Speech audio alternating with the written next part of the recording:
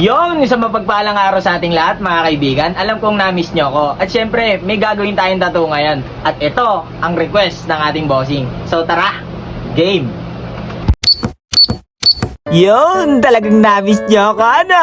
Alright, let's go! Sa lahat nga pala na nakapanood nitong video na ito, talagang ang dami natin mga pagkakamali dyan bago natin magawa yung intro na yan. So guys, papakita natin yung proseso tulad lang rin ng mga nakasanayan natin. So ayan, tayo nag-i-stencil. Ayun, talagang pakitutok naman na malapitan, kaibigan. Ayun, talagang napakalupit mo, o siya. Ahitan na natin. Ayun, nilinis na muna natin syempre ng alcohol. Syempre di natin makakalimutan ang ating Ball Balm Stencil Serum. So guys, ayan, aking pinapahid lang. Ayun, talagang napakakapit niyan, kaibigan. Ayan, pinatanggal na. Tinatanggal mo, tinatanggal ko. Ayun, sinum na. So guys, ito nga palang ating ginagawa ngayon ay isang maneki-neko. O ano mong tawag doon? Hindi ko maano, nabubulol ako sa iyo eh. So guys, ayan, talagang focus lang tayo ng mga araw na ginagawa natin yan.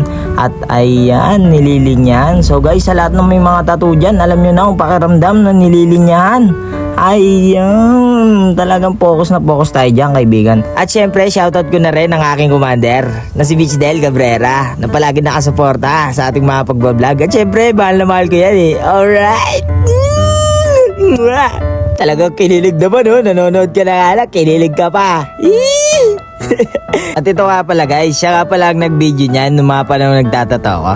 So guys, balik tayo sa ating mga pinagsasabi-sabing kung ano-ano. So alam nyo ba guys kung bakit na-i-upload ko rin yung mga pagkakamali nung panahon na gumagawa ako ng intro? So guys, ito ay gusto ko lang maiparating sa ating mga kaibigan na nagsisimula pa lang sa mga pagbablog. So guys, medyo mahirap talaga lalo na panahong nag-uumpisa pa lang ako eh. So hanggang ngayon naman, inaaral ko pa rin. So kahit papano eh maraming taong napapasaya natin. So lahat, kahit anong klaseng vlog guys, gagawin natin hanggat kakayanin ng ating katawan o anuman request ng mga kaibigan natin yan. So, ay nako, ang daming sopas, Diyos ko, talaga. So guys, hindi na natin para patagalin, papakita na natin ng final output or income nitong design na to. Cash out na! Alright!